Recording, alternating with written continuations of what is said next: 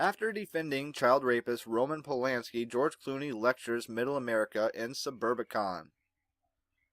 Judging by the trailer and the early Suburbicon reviews, George Clooney is once again chomping at a bit to lecture Middle America about just how awful and intolerant we all are. But are we really going to allow ourselves to be scolded by a mediocre director who defended an admitted child rapist like Roman Polanski? At the time, back in February, the news that Clooney defended Polanski did not get much traction. The fugitive director was out of the spotlight and Clooney's defense was made to the French tabloid Paris Match. You see, Clooney was in France for the Cesars where he received an honorary award, probably because nothing he makes deserves an award.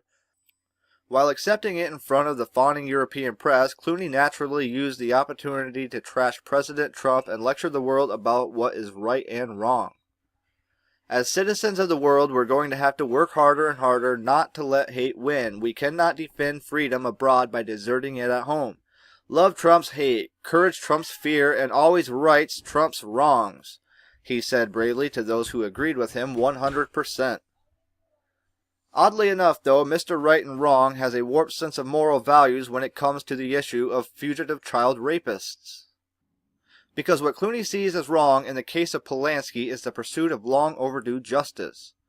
What else are we to assume when Clooney says of Polanski, "I don't know enough about Polanski's affair to talk about it in detail, but what I understand is that he had an agreement with a judge and that the judge didn't respect. I also know that the victim now supports him," and he concluded, "When you think about this 83-year-old man and all that he's been through, it's awful to imagine that they're still after him." Yes, it's awful to imagine because all that poor Roman Polanski has been through. In 1977, Polanski admitted to raping a 13-year-old girl, who also said that she was sodomized. Before he could be sentenced, Polanski fled America for Europe, where, for the last 40 years, a who's who of the world's elite has celebrated and enabled his lavish, fugitive lifestyle.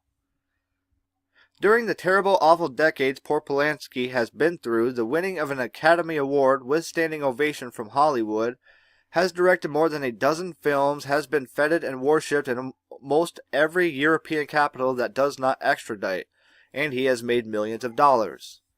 Polanski is the cream of the international film world's crop, and because he cannot come to Hollywood, Hollywood comes to him.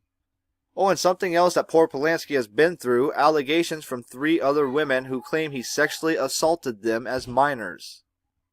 Last week, Clooney said that he knew nothing about the 20 years of allegations surrounding his colleague Harvey Weinstein. Even though Ashley Judd, Colin Firth, Rose McGowan, and Courtney Love have all heard rumors, Clooney was totally out of that loop. Even if you believe, it begs a question. If Clooney opposes seeing a fugitive child rapist face justice, are we also supposed to believe that someone who is morally illiterate would have done the right thing had he known about Weinstein? Anyway, coming soon to a theater near you, George Leave the Child Rapist Alone Clooney will lecture the rest of us about right and wrong. What do you think about this story? Leave your comments below.